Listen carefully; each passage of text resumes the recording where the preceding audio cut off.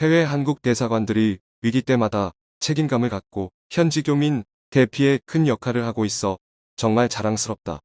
예전에는 해외 대사관들이 욕도 많이 먹었는데 국격이 높아졌다. 안녕하세요. 다음은 기사 내용입니다. 삼성전자가 반도체부터 스마트폰, 가전 등 모든 제품의 러시아 수출을 중단했습니다. 우크라이나 전쟁에 나선 러시아에 대한 제재 등으로 이 반길이 막힌 데다 루블화 가치 급락 등 거시경제 환경이 악화돼 제품을 정상적으로 판매할 수 없어서입니다. 5일 로이터 통신 등 외신에 따르면 삼성전자는 현재 지정학적 상황을 이유로 러시아행 선적을 중단했음을 공식화했습니다.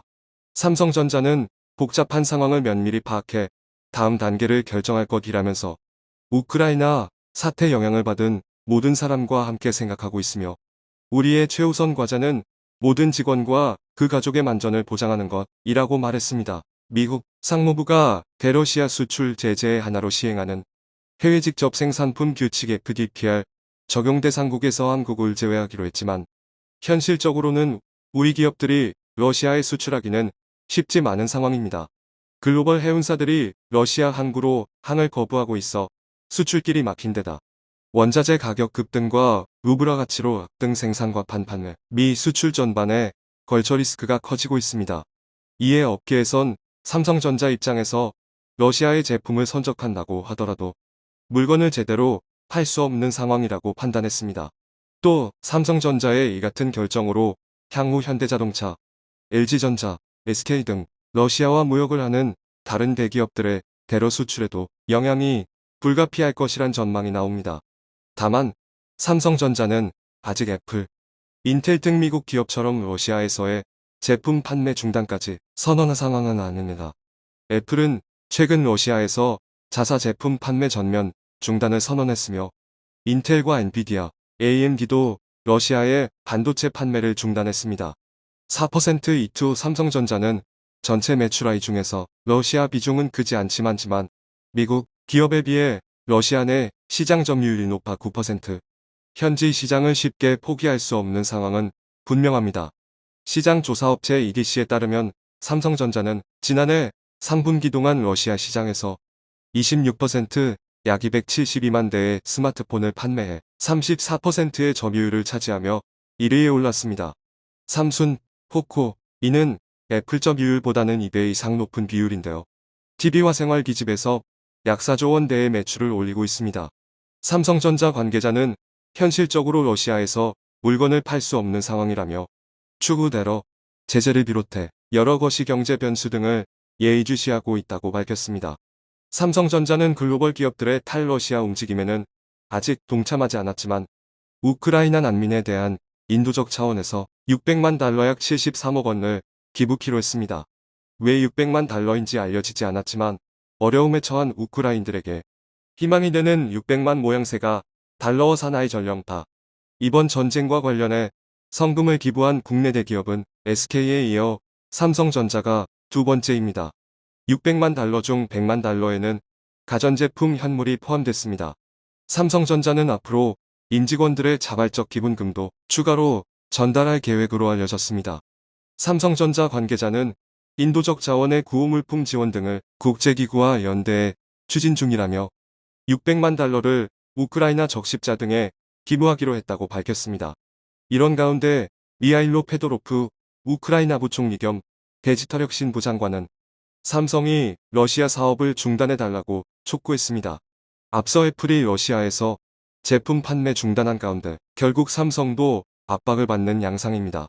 페도로프 부총리는 현지시 간사이 트위터에서 삼성을 향해 세계 평화를 향해 한 걸음 나아갈 것을 촉구했다면서 이와 함께 자신이 전날 한종희 삼성전자 부회장에게 보낸 서한도 첨부했습니다. 페도로프 부총리는 서한에서 삼성페이, 삼성갤럭시 스토어, 삼성습 접근 차단을 포함해 삼성의 제품과 서비스의 공급 중단을 요구했습니다. 이어 우리는 당신들의 지지가 필요하다. 2022년의 기술은 아마도 탱크와 다연장 로켓 발사기, 미사일에 대한 최선의 해결책일 것이라고 말했습니다. 현재 31세로 우크라이나 강요 가운데 가장 젊은 페도로프 부총리는 트위터 계정을 이용해 세계 주요 기술 기업을 압박하고 있습니다.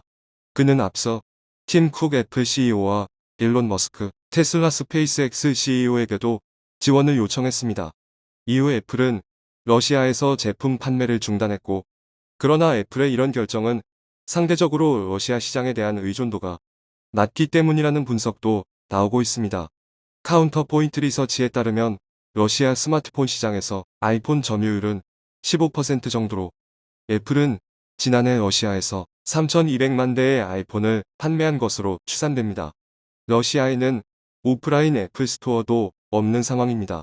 러시아가 애플의 주요 시장이 아니라는 점을 고려하면 애플의 이번 조치는 회사 실적에 큰 영향을 가능성이 거의 없다고 전문가들은 보고 있습니다. 우드는 그들의 사업은 너무나 광대해 회복력이 가라다면서 애플이 그 정도 매출을 놓치는 것은 경영에 파멸적인 영향을 주지 않을 것이라고 말했습니다. 서방의 대러시아 제재로 루블의 가치가 하루에만 30% 폭락하고, 정치적 고려와 무관하게 사업적 판단만으로도 애플이 러시아 영업을 중단하는 게 합리적이라는 평가도 있습니다. 테크 전문가인 베네딕트 에법스는 애플이 최대 구글 시장 중 하나인 중국에서는 정치적 갈등과 무관하게 사업을 하고 있다는 사실을 지적하면서, 그곳에서 매출의 20%가 나오거나 대부분의 제조가 이뤄지지 않는다면 원칙대로 행동하는 것은 쉬운 일이라고 꼬집기도 했습니다. 그럼에도 러시아의 주권국에 대한 무모한 침공이라는 특수 사태에 대해 삼성의 고민은 길지 않을 것으로 보입니다. 전쟁 범죄를 일으킨 러시아를 버리는 것이 차후 더 큰 이익으로 돌아올 것을 모를 리 없기 때문입니다. 또 글로벌 기업으로서 불의를 보고 가만히 있지 않는 삼성의 위상을 보여줄 수 있는 기회이기 때문입니다. 페도로프 부총리는 이날 제프 베이조스 아마존 CEO에게도 러시아에서 서비스를 중단하라고 요청했습니다. 그는 온라인 결제 서비스 업체 페이팔이 5일 러시아에서 서비스를 중단한다고 밝히자 트위터에서 지지에 감사하다고 화답했습니다. 한편 우크라이나에 머물던 한국인들은 빠르게 탈출을 이어오고 있습니다. 우크라이나 체류 한국인은 30명대로 줄었지만 그 뒤에는 현지 공관원들의 몸을 사리지 않는 노력이 있었다는 후문입니다. 5일 한국 언론과의 인터뷰에 응한 교민들은 긴박한 대피 과정에서 최선을 다한 공관원들에 대한 칭찬을 아끼지 않았는데요. 17년 동안 우크라이나에 거주해온 교민 권 씨는 러시아군의 침공 위기가 고조되자 우크라이나 대사로부터 출국을 권고하는 전화를 받았습니다. 하지만 러시아의 침공이 이뤄지며 비행기가 막혔는데, 이때 우크라이나 한국 대사관 직원들은 주말에도 본부와 긴밀히 연락하며 탈출을 도왔다고 전했습니다. 이 과정에서 대사관은 긴급 택배로 비상배낭을 보내왔는데, 이 가방은 탈출에 큰 도움이 됐다고 했습니다. 비상배낭 안에는 손전등, 라디오, 우비, 태극기 등이 들어있었는데, 특히 이 중 가장 큰 도움이 된 것은 다름 아닌 태극기였습니다. 한국 정부를 비롯해 우리 기업들의 기부행렬과 물자 지원으로 한국의 매한 고마움의 이미지는 고들의 뇌리에 박힌 듯 보였습니다. 권 씨는 모두 배낭에 태극기 스티커를 붙이고 이동했는데, 이로 인해 국경에서 큰 이득을 봤다는 것입니다. 중국인 등 다른 외국인들은 국경에서 굉장히 꼼꼼히 체크당하는 것에 반해 한국인들은 전혀 제재를 받지 않고 대사관 차량을 기다릴 수 있었으며, 검문소 현지 경찰들이 자리를 마련해 주기도 했습니다. 권 씨는 한국인임을 밝힌 것 때문에 별다른 의심을 받지 않고 프리패스처럼 국경을 통과할 수 있었다는 느낌을 받았다고 말했습니다. 한편 지난 3일 최종권 외교부 1차관은 자신의 트위터 계정을 통해 영어로 군사적 침략은 절대 옳지 않다며, 인간의 이름으로 우리 한민은 러시아를 강하게 규탄한다. 푸틴은 이 같은 허튼 짓 논센스를 멈춰야 한다고 밝혔습니다. 그러면서 우크라이나와 우리의 연대는 매우 강력하다며, 한미동맹은 의심할 여지 없이 강하고 견고하다라고도 강조했습니다. 러시아의 우크라이나 침공과 관련해 한국이 미국과 함께 우크라이나의 편에 서 있다는 점을 분명히 한 것입니다. 한국은 한국을 좋아하는 러시아에도 아닌 것은 아니라고 강하게 몰아붙이고 있는 상황입니다. 이것이 진정한 대한민국의 국격이 아닐까요? 청중의 일부 의견. 이건 맞는 말이지. 소련 붕괴 후 많은 기업들이 떠날 때 한국 대기업은 남아줘서 러시아인들의 사랑을 많이 받았습니다만 그건 엄연히 소련이라는 나라가 국가 채무로 무너졌던 디폴트 상태이고 이건 전쟁을 일으킨 전범국이 국가를 디폴트시키기 일보 직전이라 결과는 같아도 과정이 다르니 삼성의 결정에 박수를 보냅니다. 한국과 러시아의 윈윈이 못마땅했던 이유 미국의 러시아 바장내기 작전이 슬프게도 성공하고 있는 듯 한국의 피해가 막심합니다. 북극, 항로 개발, 구리반도, 양도 개발, 대륙 횡단철도 사업 불공, 3차 사업 다 물 건너가고 서방이 간사하다. 잊지 말아라. 러시아 에너지 지분을 가진 한곳 러시아은행은 제재를 안 한다. 그건 러시아 천연가스를 쓰겠단 소리다. 나중에 조용해지면 그러니 완전 손절은 안 된다. 한 가닥 끈은 이어가라. 나중을 생각해야지. 우린 러시아에게 받을 대가가 있죠. 이번에 러시아 압박하면서 확실하게 받을 준비를 해야 하는 게 아닌가 싶어요. 시청해주셔서 감사합니다.